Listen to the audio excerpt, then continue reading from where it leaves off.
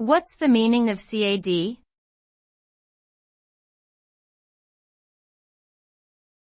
CAD.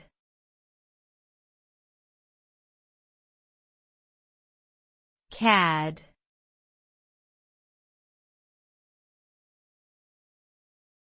CAD.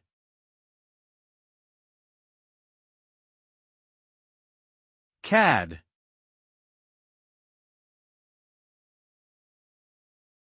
CAD stands for Computer-Aided Design, which refers to the use of computer software to create, modify, analyze and optimize designs.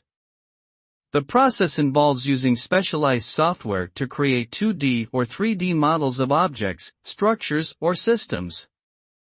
CAD software can be used to design products in a variety of fields, including architecture, engineering, manufacturing, and construction.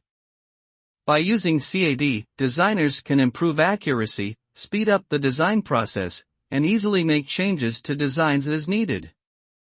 This technology has revolutionized the way products are designed and manufactured, leading to increased efficiency and innovation in various industries.